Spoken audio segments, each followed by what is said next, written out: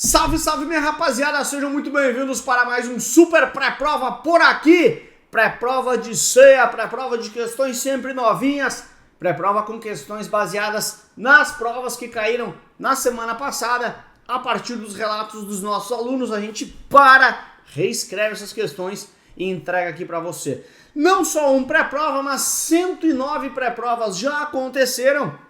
É muito louco porque não existiam os pré-provas, nós paramos, gravamos, criamos e cá estamos com mais de 109 edições, mais de 100 edições, sempre trazendo muita proximidade. Eu não posso iniciar isso sem pedir, lógico, um like para você, custa nada. Você quando dá o like a gente fica sabendo que está gostando, que faz sentido a gente continuar aqui desse lado, então deixe seu like. Também te dizer que se você tiver qualquer dúvida, chama o estagiário aqui nesse WhatsApp. Tem também aulas em áudio lá no Spotify, Deezer, todas as outras plataformas de áudio. Basta procurar pelo meu nome por lá. Tem este canal que você está vendo aqui nesse momento. Se inscreva aí se não está inscrito. E tem também o meu Instagram, professor Lucas Silva, agora sim, onde eu entrego sempre muito conteúdo para você. Deixa eu te lembrar também, nesses avisos iniciais importantes aqui, que aqui embaixo, na descrição dessa aula, você encontra o link do meu canal do Telegram. Por que é legal você fazer parte do canal do Telegram? Porque lá, no Telegram, eu envio o PDF dessas questões sempre em primeira mão. A grande ideia é você receber esse PDF, tentar resolver as questões sozinho ou sozinha, e aí sim, depois disso, vem pra cá pra gente conversar. Beleza? Bora começar? Mais uma vez. Cara, deixa o joinha aí, cara. Não custa nada, eu fico bem feliz. Vamos começar lembrando que são todas as questões da semana passada, a semana que passou aí, a semana anterior do dia a última de fevereiro, já que agora essa já encerramos para março. Vamos lá, só se for agora, olha só, vamos lá.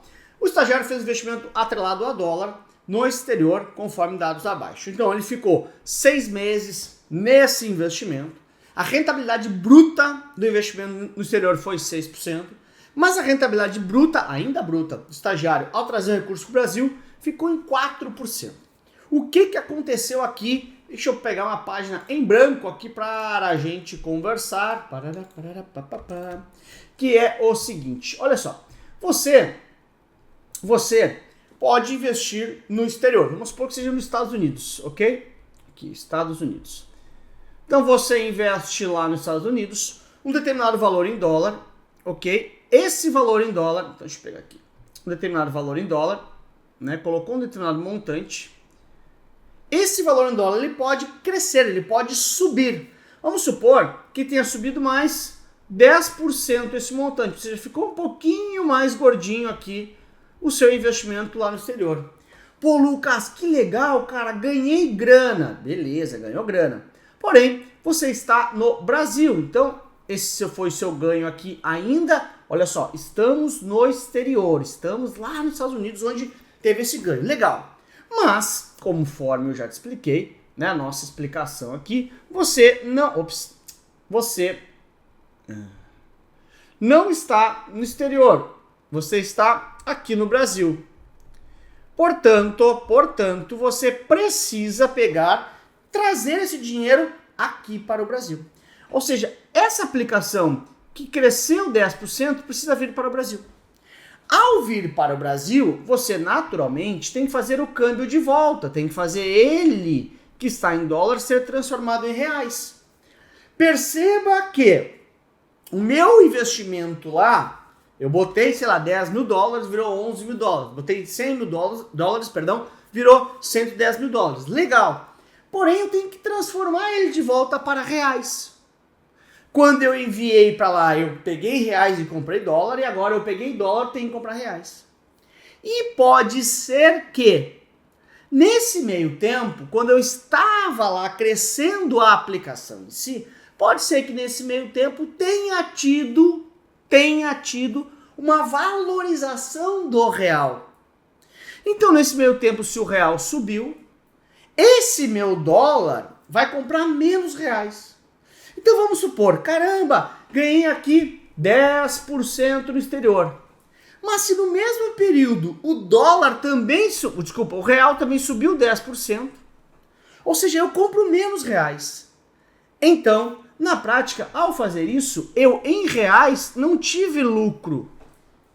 Ora, como assim, Lucas? Claro que não. Porque na prática, pensa comigo o seguinte, eu tive ganho de 10% lá fora, mas na hora de comprar aqui, o que importa é no final do dia quanto que eu ganho em reais. Na hora de comprar aqui de novo em reais, eu comprei menos reais, porque o real se valorizou. Assim, caramba, meu, perdi todo o dinheiro que eu perdi lá fora? Sim. Porque quando eu aplico no exterior, eu tenho duas variáveis. Então, quando eu aplico no exterior, eu tenho duas variáveis. Que são a rentabilidade, né, o delta, o quanto variou a aplicação em si, o ativo no exterior, e o quanto variou, o delta, a variação, né, do câmbio, ou seja, do real versus o dólar. Porque um pode matar o outro. E pode, inclusive, por exemplo, se eu tenho mais 10% de ganho no ativo e mais 10% de ganho cambial, eu tenho o dobro de ganho. Mas eu posso eventualmente ter menos ganho porque pode ter perda com a moeda. Isso que eu tenho com o ganho após a troca em reais se chama de cupom cambial. É quanto de fato eu ganho entre as duas variáveis, entre a variação no exterior e mais a cotação em reais no final do dia, porque eu preciso trazer para reais. Então o que aconteceu aqui na prática foi o seguinte, pô, beleza, né? Eu tive 6% de ganho no ativo lá na rua, mas o que eu ganhei menos ao final? Porque o dólar se desvalorizou frente ao real. Então eu tive uma perda na moeda. Cupom cambial é o quê? É quanto que eu ganho de fato lá fora, mais trazendo meu dinheiro para cá. De novo, pode ser mais que os 6%, mas nesse caso foi menos. Então se dá o nome de cupom cambial, que é justamente quanto é que eu ganho efetivamente em reais ao investir no exterior. Porque eu vou ter essas duas variáveis, variação lá fora, mais a variação da moeda, ok? Não é taxa. Ah, Lucas, mas não pode ser alguma taxa que pode ter cobrado? Até pode, mas a questão teria que ter trazido isso para você, que tem taxas, etc. Então a gente cortaria os dois. Por que não é tributação? Porque ele entrou com bruta. Bruta é que não tributou ainda. Portanto, há de amor a resposta para você, beleza? Então o cupom cambial é o quanto que efetivamente eu ganhei em reais, porque sai daqui em reais, vai para lá, troco em dólar, o ativo valoriza lá, volta, eu tenho que trocar em reais. Quanto que efetivamente eu ganhei? Isso chama cupom cambial. Bora? Bora! Número 2, o estagiário quer investir em um fundo aberto, em gestão passiva e que possibilite o recebimento de dividendos. Ele deveria investir em quê? Bom, vamos lá. Eu tenho dois tipos de fundos, vamos por partes aqui. Fundo ativo e fundo passivo. Ok? Maravilha, legal. O fundo ativo, a grande ideia é superar o seu indexador, o seu benchmark. O fundo passivo visa acompanhar o seu benchmark. Ok? Legal. Então, se ele quer um passivo, ele quer um fundo que acompanhe uma determinada referência, que tenha, portanto, um benchmark a ser acompanhado. Tem que ter um benchmark. Tá, Lucas? Beleza, já entendi isso. Eu vou acompanhar alguém. Vamos lá. Quais que são os fundos possíveis de ser isso? Vamos lá. Letra A. Fundo de investimento em direitos creditórios. O fundo de investimento em direitos creditórios, na essência, ele não tem alguém que ele vai acompanhar. Porque ele não é um fundo passivo. Ele é um fundo que compra direitos creditórios. Esse é o primeiro ponto. Segundo ponto, ele não distribui dividendos. Então já está fora aqui também. Terceiro ponto, ele não é um fundo aberto. Porque ele compra direitos creditórios, você não pode sair. Você tem que vender a cota para outro amiguinho. Tá fora. Fundo de investimento imobiliário. Cara, ele distribui dividendo. Sim. Mas ele não é um fundo passivo, porque ele compra ativos diretamente, mas não só por isso, né? Porque ele não tem um indexador por essência que ele vai seguir. Ele distribui dividendos, ok, mas ele não é um fundo aberto, é um fundo fechado. Tá fora. Fundo de renda fixa. Fundo de renda fixa não distribui dividendos. Pode até ser um fundo passivo, se for o referenciado, mas no fundo de renda fixa, em geral, também não é um passivo, pode ser um ativo. Tá fora. Só para os ETFs. Os ETFs, Exchange Traded Funds, são fundos de índice, tá? ETF é um fundo de índice. Fundo de índice, ou seja, sempre vai seguir um índice, sempre vai ter um benchmark ao índice. O BOVA11 segue o Ibovespa, por exemplo. O BOVA11 é o principal ETF, segue o Ibovespa. A grande característica de um ETF é que ele tem as suas cotas, suas ações, as suas cotas negociadas como se fosse uma ação na Bolsa de Valores. E, apesar de você me dizer, Lucas, mas pô, é um fundo aberto? É, na essência, um fundo aberto, sim. Pode entrar e sair a qualquer momento. Claro que você não volta no fundo, você comercializa para outro amiguinho na bolsa, por essa ideia de um fundo e uma comunidade aberta. Então, eles seguem um benchmark, porque ETF, fundo de índice, fundo atrelado a um índice, negociado em bolsa de valores, ou seja, é um fundo que é aberto, e você recebe dividendos. O BOVA11 especificamente não, mas vários ETFs você recebe dividendos, 2 dedicado para você. 3, vem comigo falando sobre os TIPS, o estagiário entusiasta do mercado de títulos públicos americanos. Ele faz afirmações sobre TIPS conforme abaixo. Vamos ver aqui o que é as Treasury Inflation Protected Securities, né? Então as Treasury Inflation Protected Securities, que são os títulos públicos americanos atrelados à inflação. As TIPS, elas funcionam como se fosse uma NTNB, ou seja, vai pagar alguns juros, assim como a NTNB, mais o IPCA. Só que o IPCA, que é a inflação, como é americano, não é IPCA, porque IPCA é a inflação brasileira, é o CPI, que é o índice oficial de inflação nos Estados Unidos, ok? Então, o que acontece na prática de uma Treasury Inflation Protected Securities, tá? Ele vai ter lá um valor de referência, ok? Um valor de referência. Sobre esse valor, por exemplo, vamos supor, ele vai pagar 2% ao ano de cupom, ou seja, 2% ao ano de juros sobre esse valor. Beleza? Maravilha, legal. Passa o tempo, ele olha qual foi o CPI do período, ou seja, o IPCA do período, ou seja, a inflação do período, e esse valor é atualizado. Então, vamos supor que esse valor tenha nascido em 100, ok? Teve inflação no período, vamos supor também, o novo valor de referência é 110, por exemplo. Portanto, o cupom vai ser 2% sobre os 110. Então, os 2% é sempre sobre o novo valor calculado. Ou seja, ele é atualizado conforme a inflação do período. O que eu quero dizer é o seguinte: a taxa de cupom nunca altera, é sempre 2% nesse exemplo que eu estou criando, vai ser conforme a emissão. Mas quanto eu ganho de cupom altera. Porque se o preço dela altera, e o preço é a referência para pagar os 2%, o valor que eu ganho efetivamente também altera. Essa é a ideia. Vamos ver o que a prova trouxe para nós? Bora lá que não é difícil não. O valor de cupom varia conforme a inflação. Perfeito. A taxa de cupom não varia.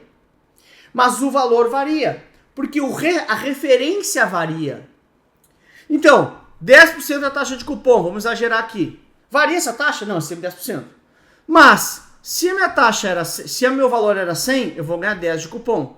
Se o meu valor vai para 120, eu vou ganhar 12 de cupom. Perceba que o valor de cupom altera, portanto. Ok? Legal. O valor atual do título varia conforme a inflação. Perfeito. E é título que te garante ganho real. Sim, porque te garante ganho acima da inflação. Né? Ganho real quando ganho acima da inflação. Portanto, letra D de dado é a resposta para você. Bora? Bora! Número 4. Olha aí, ó. Questãozinha aí. O estagiário fez investimento de 200 mil em fundo de renda fixa a curto prazo, que tem pegadinha, conforme rentabilidades abaixo. Então, no primeiro período, ele rendeu 2,5%. AP é o período, tá? Então, período inteiro, não precisa nem calcular a taxa equivalente. Depois rendeu 2,3%. Depois rendeu 1,2%. O que eu tenho que fazer, gente? Só pegar minha HP. Cadê minha HP?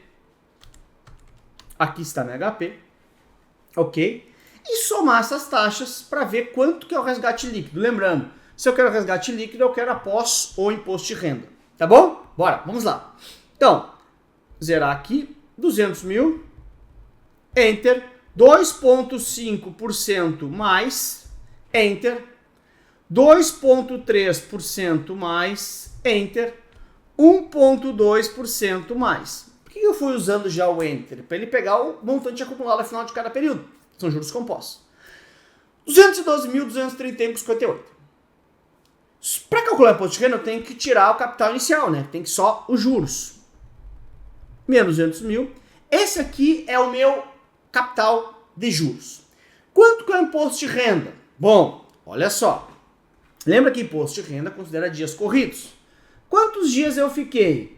180 mais 180 é 360, mais 30 são 390 dias. Ok? Aí eu tenho que ir na tabela do imposto de renda para os fundos de renda fixa curto prazo. E curto prazo é o seguinte, lembra que é curto prazo. De 0 a 180 dias é 22,5%. E mais que 180 dias até a eternidade é 20%. Lucas, é a terceira linha. Não tem terceira linha do imposto de renda para fundos de curto prazo. Lembra que fundo de curto prazo vai até a segunda linha do imposto de renda. Portanto, estou tratando de 20% de imposto de renda. Então, enter 20% menos 200 mil mais, né?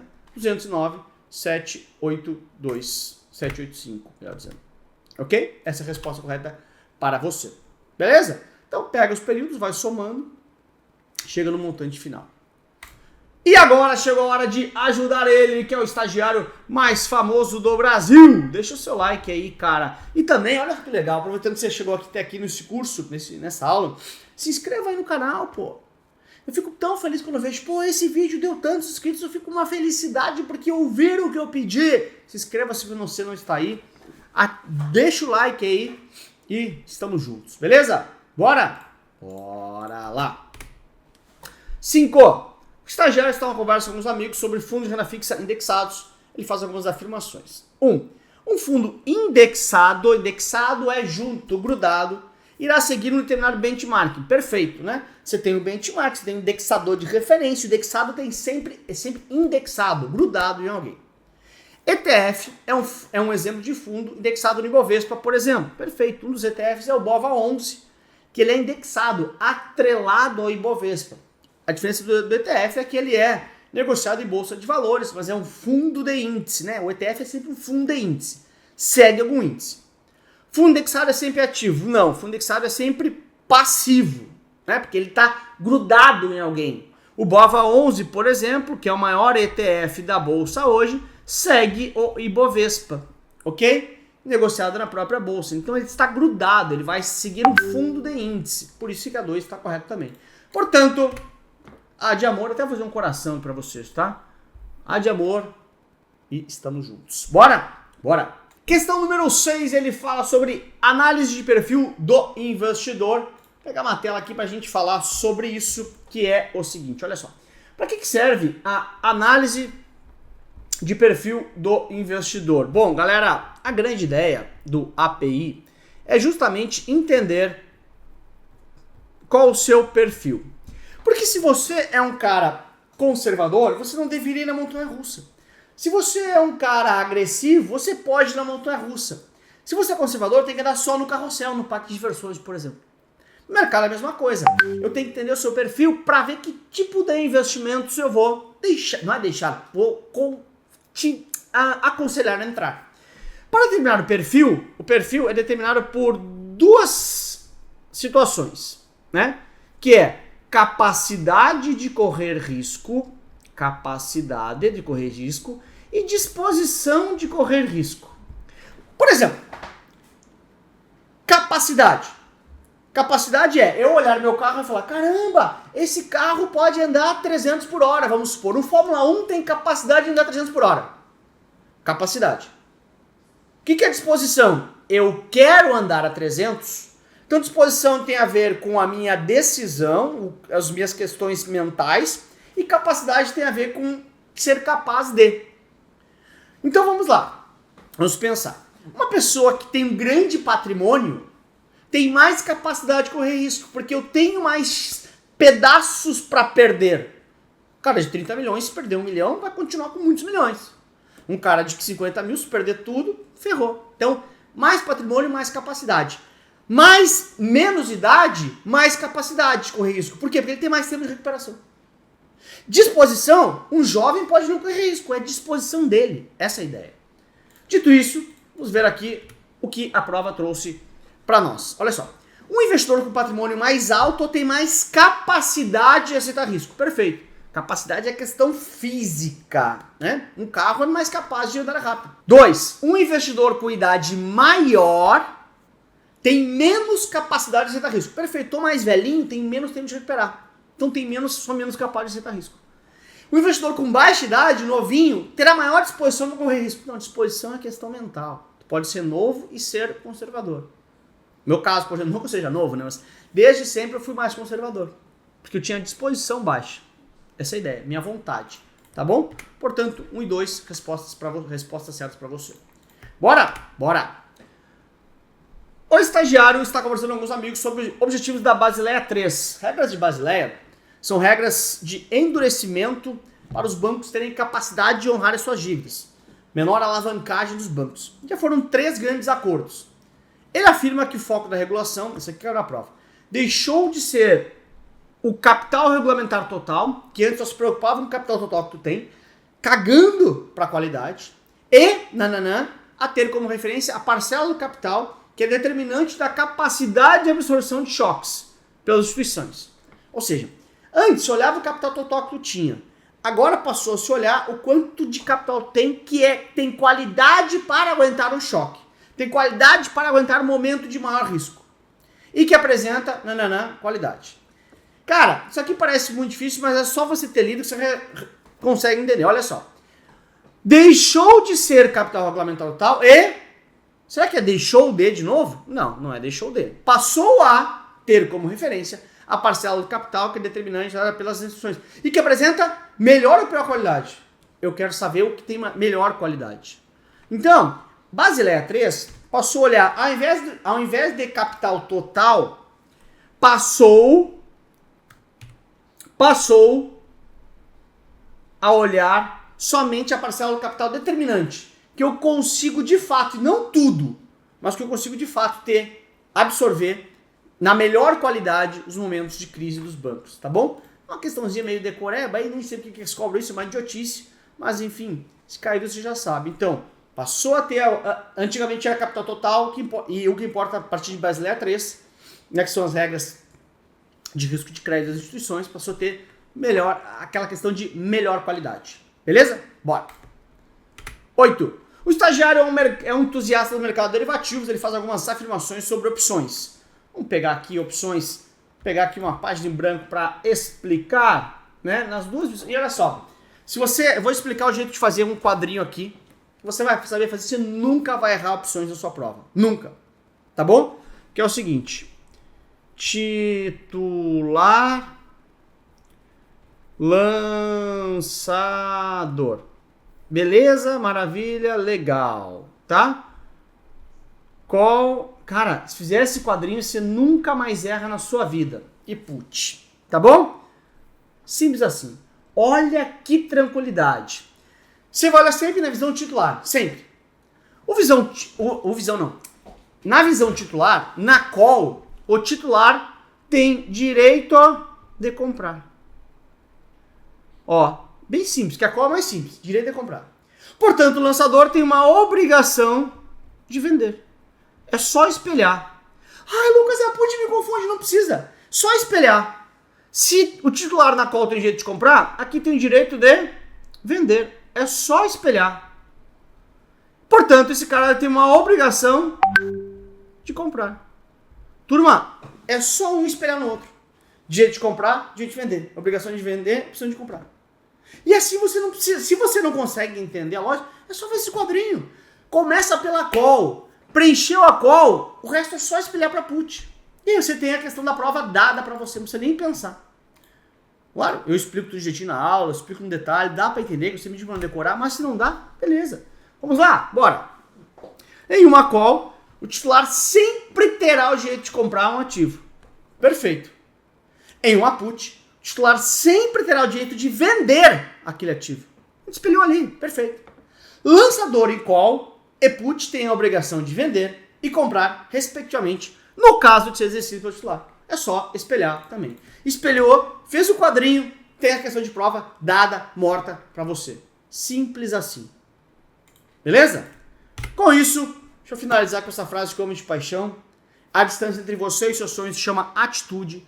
A atitude vai te levar para lugares incríveis. Não adianta você planejar começar a estudar, planejar começar uma certificação, planejar começar no MBA se você não tiver atitude. O mundo se divide entre quem faz e quem não faz. E quem não faz fica assistindo quem faz. Eu mudei minha vida através de atitude e meu trabalho hoje é convencer pessoas que vocês conseguem mudar de vida também. Confie em mim. A distância entre vocês e seus sonhos se chama atitude. Deus abençoe vocês. Até semana que vem. Tchau. Fui. Valeu.